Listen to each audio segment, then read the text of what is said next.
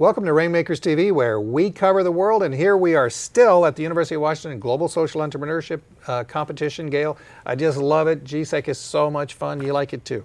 You know what? I've had a great time with this. I've been a judge now as well as an MC for the last 3 or 4 years, and just love the interaction and the dynamic community that comes out to watch. And on tonight's show, we had the opportunity to go and talk with some of the applicants, students, and sometimes the accents are a little hard for me to understand, and the names are even harder for me to pronounce, but the ideas are tremendous. You know, they really are, and Cynthia Koenig is with us today, and she is with Wello. And this is an organization that has been doing some absolutely wonderful work. When you think of the women that have to go get water and they carry these 5-gallon jerry cans or buckets on their head, the damage it does to their spine, their knees, their arms, and the actual security issues, because if any animals or people were to come after them, they don't have much of an opportunity to escape. So, I thought we were talking about just an academic exercise. I mean, this is a real deal? This is a real deal that is actually already selling. And Wello is just this absolutely amazing, it's 20-gallon container that is wheeled almost like a lawnmower, a push mower. Mm-hmm. But if you can picture this, it is a round yellow plastic container that will carry 20 gallons of water instead of 5. So these women or young girls can actually provide better water for longer periods of time, and there's actually an entrepreneurial aspect to this because they can take that water and sell it. Hey, you can't give it all away. Let's Cynthia tell it. Cynthia Koenig from Wello right now.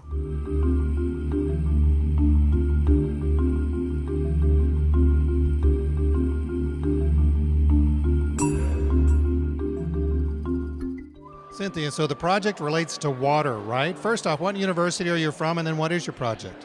I'm from the University of Michigan, and I'm with Wello. Okay, tell us about the project. Sure. Wello is a social venture that manufactures and distributes a water transportation tool called the water wheel. The water wheel? Why would anyone need a water wheel? Why don't we just turn on the tap? So in developing countries, most people don't have access to clean water on tap. 1 in 6 people globally, in fact, don't have that kind of access. So the water wheel enables people to carry enough water to meet their daily needs. University of Michigan, that's one of the top business schools in the country. Why would you focus on a business that's at or near the bottom of the pyramid? Well, there's a huge need. Over 1 billion people in the world could benefit from using a product like the water wheel. And we have a business model that will get it into the hands of as many people as possible. So it's actually a fairly profitable business. So who else is on your team? It's myself and Colin Fay, who's another Urban Institute student with me. We're both getting dual master's degrees from the School of Business as well as the School of the Environment. In terms of how your water wheel actually works, physically, tell us how it works. Sure. It's pretty simple. It's 3 pieces, a drum, a handle, and a cap. You fill it up and roll it away. It's that simple. There's no owner's manual, there's no instructions, there's no training. That's it. It holds 20 gallons, which is 5 times the amount possible than traditional methods, which is 5 gallons carried on the head. Okay, so if I'm in rocky terrain or in rough terrain, does it work there too? Yeah, absolutely. It handles well on sand, over hills, over rocks. The plastic isn't rigid. It actually kind of functions more like a skin. So it can handle multiple types of terrain, and it's very maneuverable. So have you been to a country itself that where you've seen women carrying water? I would say men, but I know that the men don't carry water, do they? Absolutely. I've lived in 5 or 6 countries and carried water myself, so I know how hard it is. So what was the idea? What made you say, I want to help develop the water wheel? Simply seeing the tremendous burden it places on women and girls in particular. It takes up 26% of their time per day on average. They spend 6 to 8 hours a day walking to collect water. Anywhere between 4 and 6 miles a day is a pretty normal trip. And it really locks families in a cycle of poverty. Kids are staying home from school because they're collecting water. Women aren't doing anything more economically productive with their time.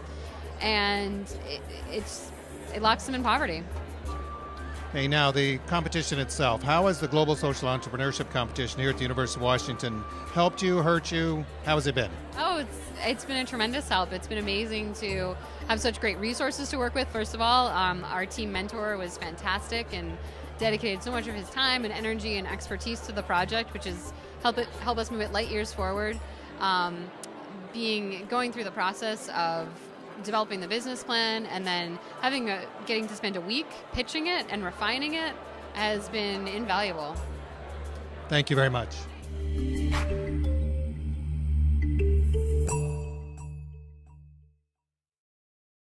I think some of the ideas that I have heard over the years at the Global Social Entrepreneurship are just fantastic. And I got to tell you about my favorite one. It comes out of Mongolia. It was a young man who was a student at a university in South Korea. And what he did is he came from the Mongolian farming ranching area. And he knew how important up-to-date weather information was because the weather patterns change so quickly there and they can actually kill livestock. Well, what he came up with was a hand-cranked radio. And so those of us who are watching were thinking, well, that's not any big deal. But then what he did is I'm preparing the hand-cranked radio for when the cell phones come to this area, and then I'll already have the market. Then all of a sudden we said, whoa, this is a smart young man. You know, I have two favorites. One of them was a group who brought together a problem with waste, which was tires in a Caribbean country, or Caribbean island. Mm-hmm. And they have all of these tires. And so what they did, and they have a lack of cement and building materials. So they figured out a way to use less cement and the tires and building blocks that got rid of the waste and actually provided better soundproofing and better weather control. Wow. So that's my first one. And my second one was where they used scraps of food and indigenous spices from restaurants to feed poor in the urban areas in India. Wow. There are so many fantastic ideas, and the next idea that's coming up is from an organization called Pochit. It is a student from the University of Washington. Her name is Prano Hiramath, and she has actually been to the country because she's actually from originally the country where the impact is going to be made. And all of the details that I'm going to tell you about Pochit, sorry, you're going to have to get it out of the video. We'll see you right now.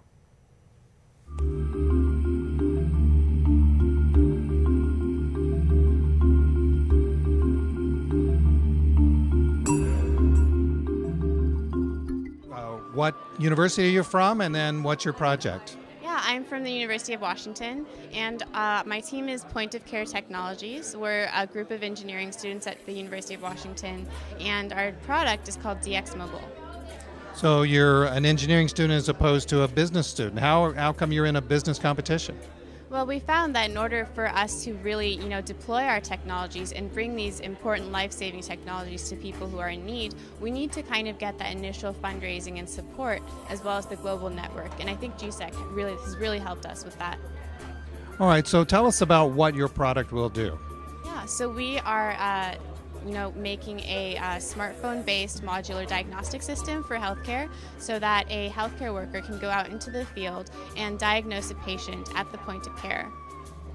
Is this a diagnosis for anything, or is it a diagnosis for a specific disease?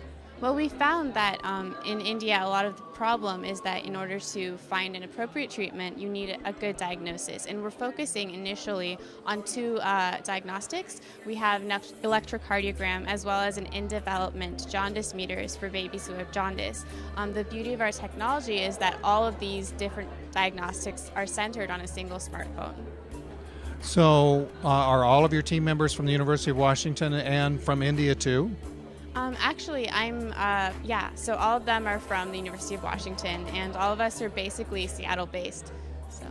So have any of you ever been to India before? Yes, so I went to India and performed field research on behalf of this organization, and that was a really eye-opening experience and provided a lot of connections as well as insight into the business plan and our product itself. So yourself, how far along are you in school, and what do you expect to be doing next year? Right. Right, so I'm a senior right now in undergraduate bioengineering, and next year I hope to be going to medical school to kind of develop those skills.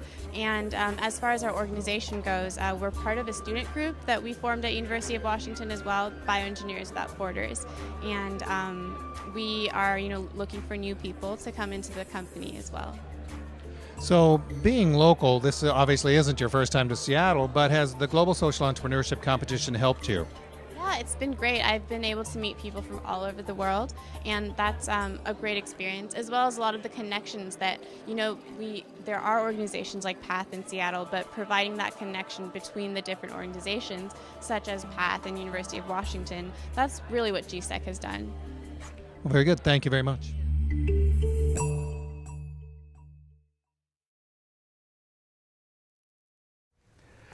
Another one of my favorites, Gail, was one from a real early competition where the students proposed the bark of a tree that all the bark would always fall down. And so they would make the bark into reusable plates and cups and biodegradable plates and cups.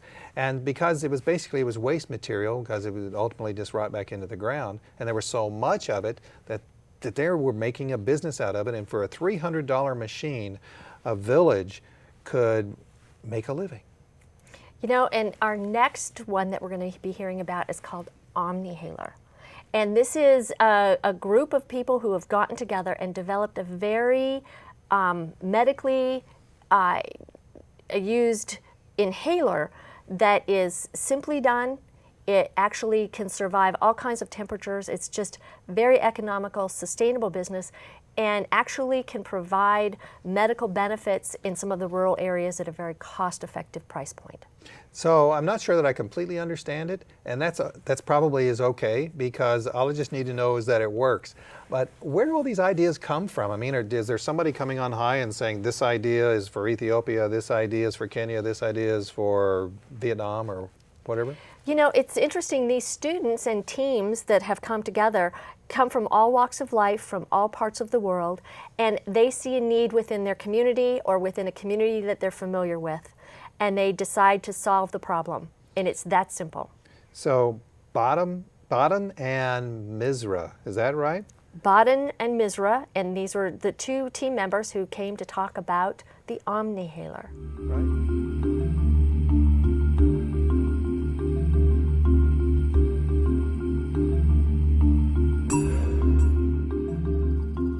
All right, gentlemen, congratulations on even being a part of the Global Social Entrepreneurship Competition. So please let me know just a little bit about who you are and what university you're from. Hey, I'm Baden Mozumdar from University of Dhaka from Bangladesh, and we are representing the team OmniHaler Incorporated.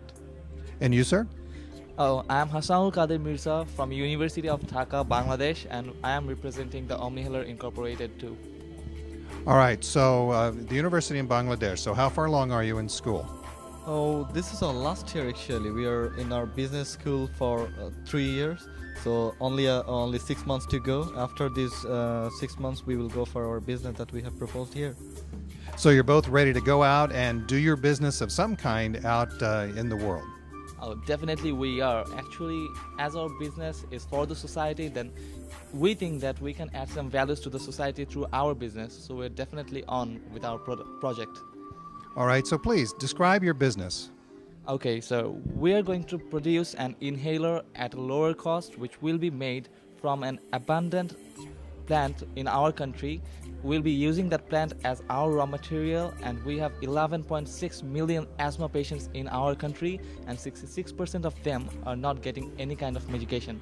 So we are going to give this inhaler to them at just $1.20. $1.20 for an inhaler, and so asthma is a big problem in your country? It's a very big problem because we are a country of 164 million people.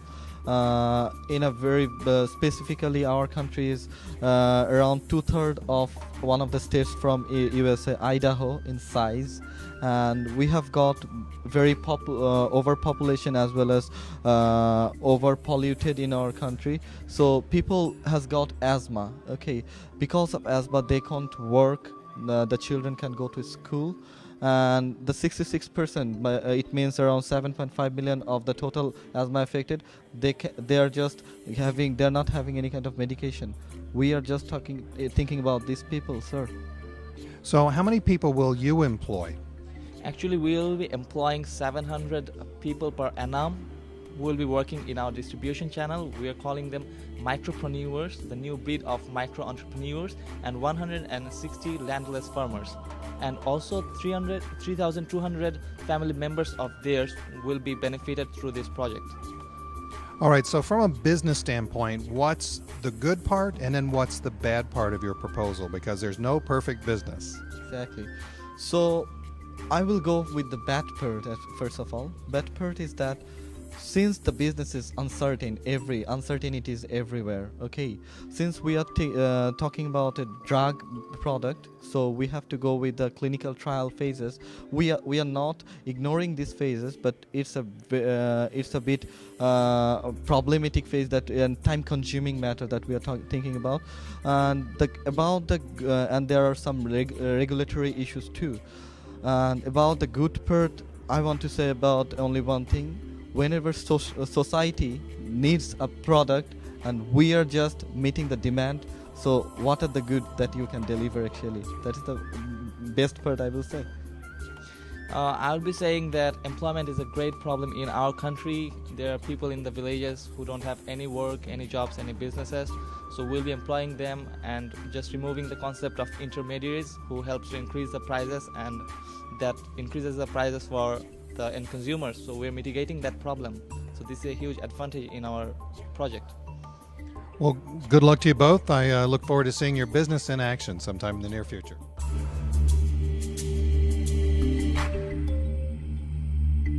I have lots of favorites, Gail, but you've got some too. I do. One of my very favorite ones is the one where they had taken the foil-lined chip packages, and they were all over their country, and by the side of the road, they would grab these and they started recycling them into water purification systems. And they used the foil to heat the water to sanitize the water so that they could drink the water. Really? It was just an amazing thing, and all from garbage. I'd love to see that one work. These kids are just brilliant. Yeah, a few years ago we had a brain business incubator, and that's actually what they called it, a brain business incubator coming out of Pakistan. And it was not kids. These people were at least as old as I am, and one of them was actually a government official, but what they were trying to do is they called it a brain incubator because they were trying to keep people, really smart people from leaving the country, calling it brain drain. And that was another one that I thought was very, very cool. Every time, in fact, I heard Bill Newcomb, former chief counsel for Microsoft, say this, and it's stuck with me all these years. Equally distributed around the world is IQ and gumption. And boy, you come up with a problem and there are people there to solve it, and it's really wonderful to see, and we don't hear enough of these great stories. Yeah, one of the problems around the world does relate to, especially in the low and middle income countries, they have to carry cash because they're oftentimes cash economies. And so there's a lot of development around the world with cell phone banking. And with our next guest that we had an opportunity to interview was David Anna from the online pay station right here in the University of Washington and from West Africa. And well, you just find out yourself. David Anna from Online Pay Station.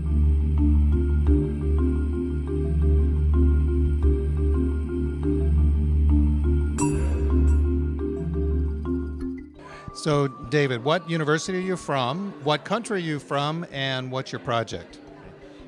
I am studying at the University of Washington Foster Business School doing the evening MBA program. I'm originally from Ghana in West Africa.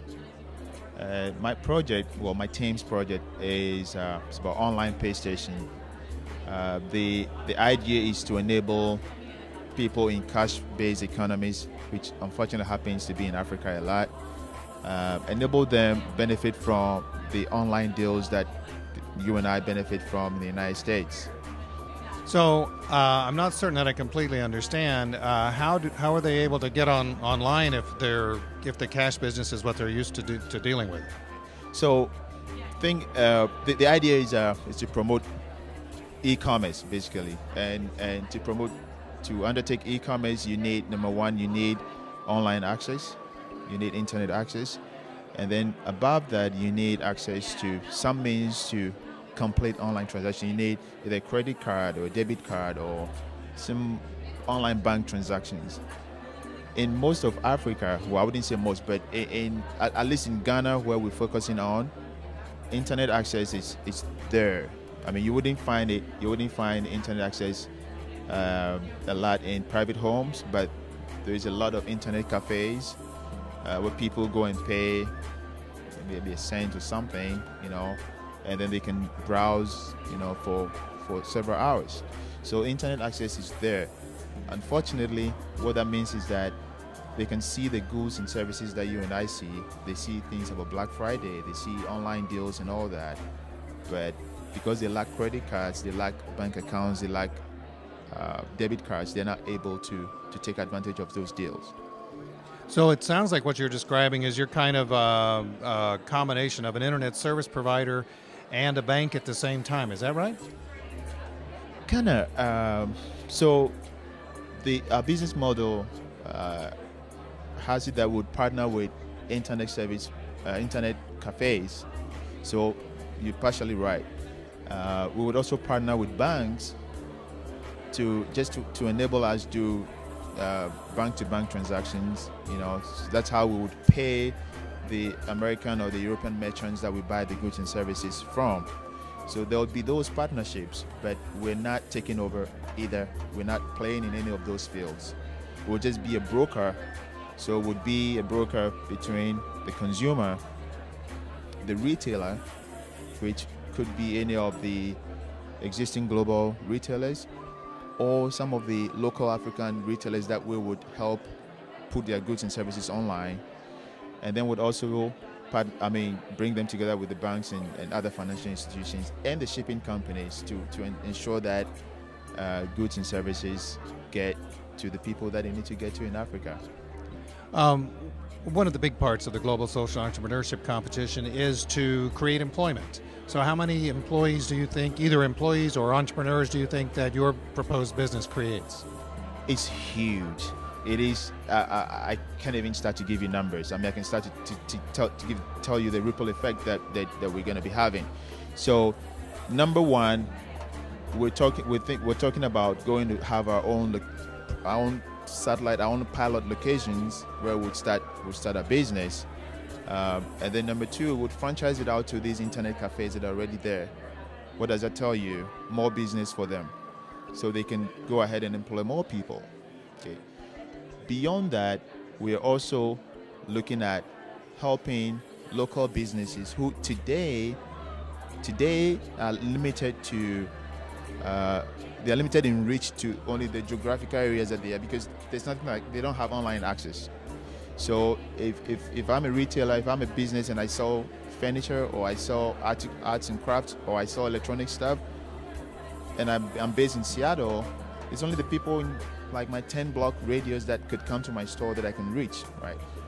We are going to we're helping those people get online so that, immediately overnight they just expand their reach.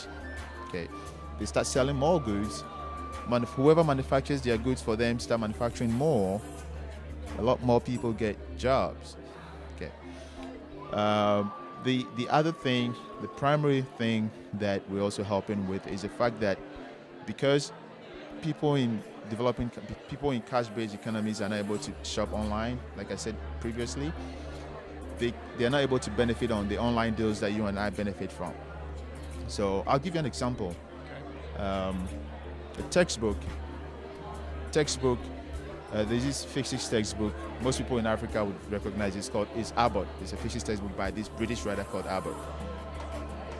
Online, either through Amazon or eBay or whatever, you could get from used to new no more than $30. Unless you go to one of those rogue websites where you pay more. But in Ghana, you're likely to end up paying more than twice that. And that's mainly because number one, you don't have a lot of options. It's probably one or two bookstores around. In fact, to start with, you're even very lucky if you can find it on the local market, right? So if someone that is used to buying these books at $60 suddenly can buy it at $30, you release an extra $30 that they can use to buy other things and spur commerce. I mean, increase commercial activity in Africa. What does that bring? Again, more people get jobs, the economy rises.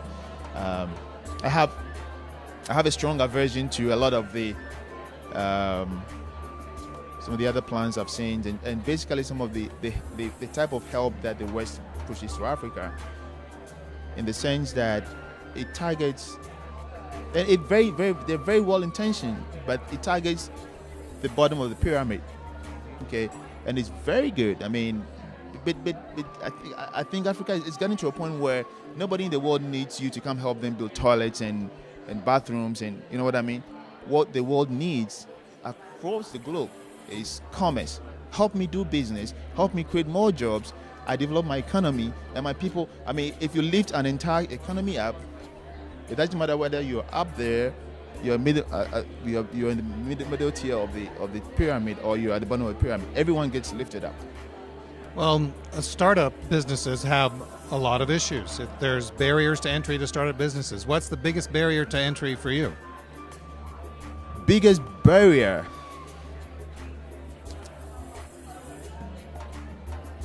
Capital.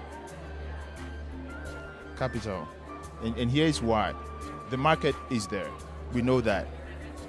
If I could digress a little bit, it's something that informally people like myself are already doing. Okay, and it would amaze you how much more people are willing to pay in these supposedly poor countries for things that you and I get for cheap in the United States. So the market is there.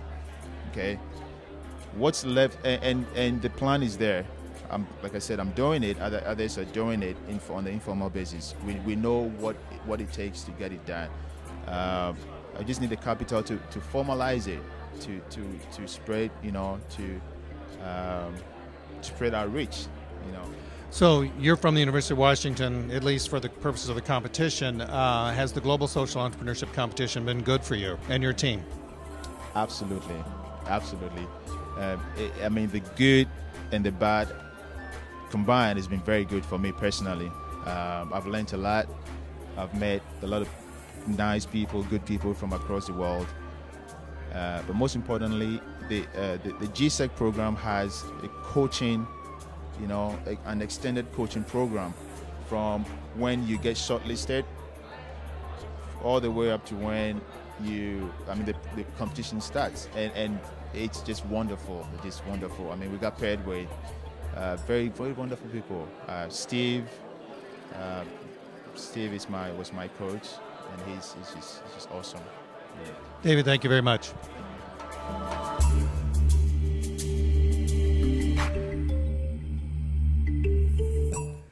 I hope that you can see now why I'm so excited about GSEC. Every single year that it comes, I can hardly wait to be there, and this time we got to go with a camera. But it's a big undertaking, and it's not just the business school, right? You're absolutely right. The School of Global Health is now part of GSEC, and so they're working with the Foster School to come up with great people to come in, bringing healthcare professionals in so that they can build partnerships and help align some of these great ideas with the appropriate funding and distribution resources. So do you have any more of your favorites? I know you've got like favorites after favorites. I always have favorites. Well, I want to hear one of your favorites, Dan. Okay.